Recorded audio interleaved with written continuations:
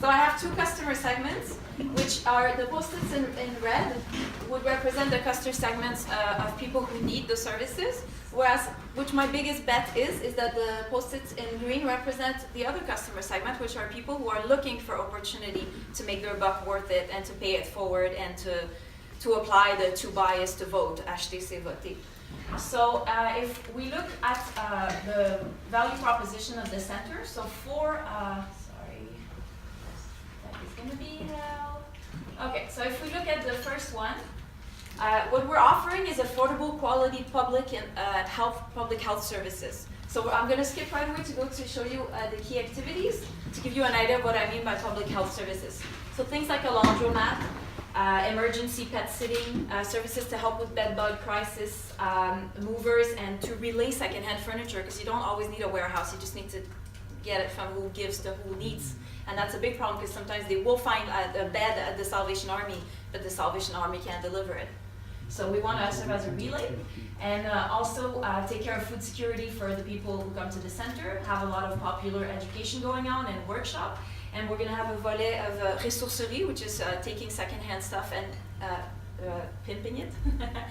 And also having secular support group, because that's another need that came up often, is how the AA format has a very heavy religious tone, and for many people they can't stand it, especially people who have been abused by religious people.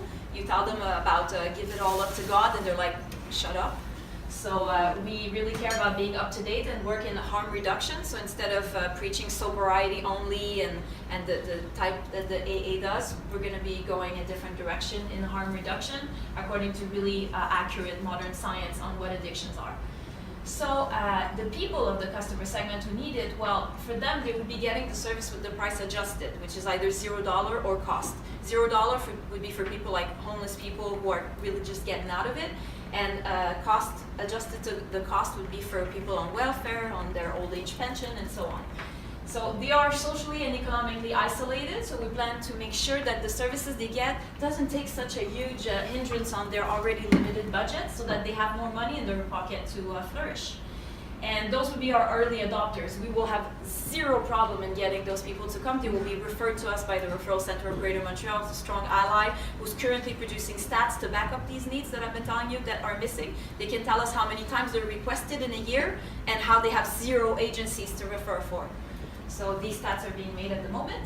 And if we go to my other customer segment, which are the people who are looking for an opportunity to vote with their money, well, these guys are winning as well because they get a good retail price. They get it non-tax because we're a non-profit.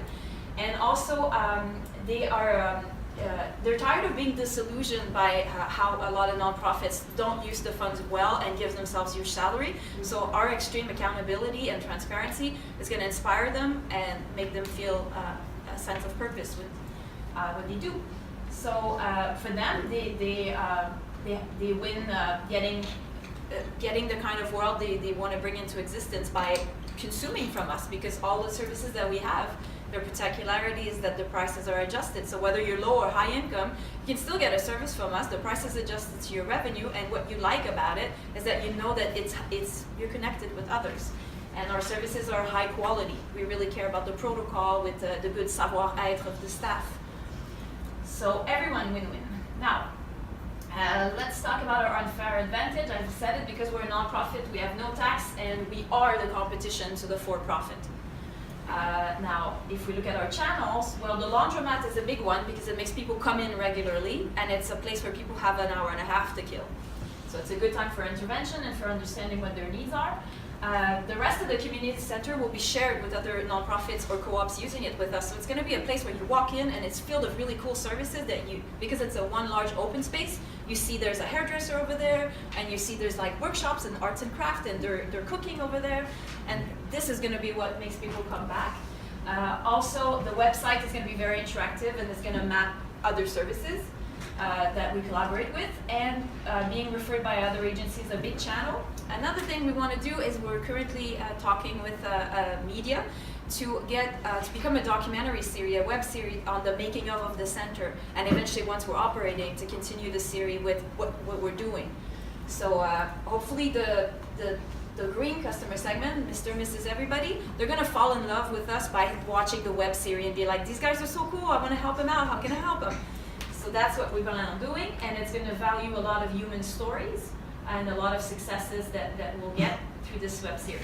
Our revenue stream, well, we obviously have paying services. We're going to have the Etsy store with the products that I've devised, which are going to be made by people on reinsertion program.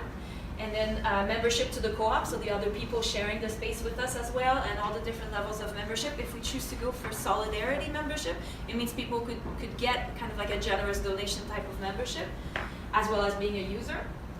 And loans and subsidies, we try to rely as least as possible on it, but we'll obviously need it a lot in the beginning. So our big costs at first will be renovating and furnishing the space, getting 10 washers and dryers to get the laundromat started, and getting 2 moving trucks.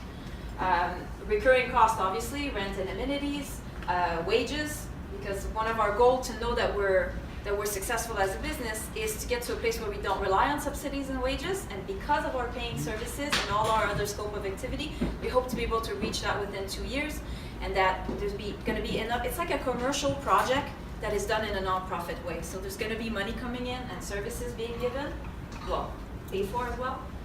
And then key metrics, as I said, to be sustainable within 2 years, to achieve livable wage, to not be precarious, also to become as a reference for good business practice for nonprofits, and to grow and keep our donors, to really have a relationship with them.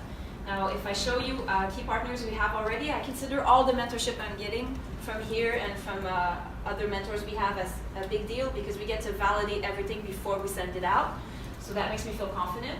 We have a bunch of other community agencies, among them the referral center. It's going to be doing a big job for us. We already have a lot of volunteers. We'll be getting more for specific things and try to have interns. We are being already publicly supported by a few known people. And partners to approach are all the other nonprofits in the neighborhood are going to be our biggest referral agent as well, and all the different boxes that help nonprofits and co-ops start up. So, yes, you can buzz.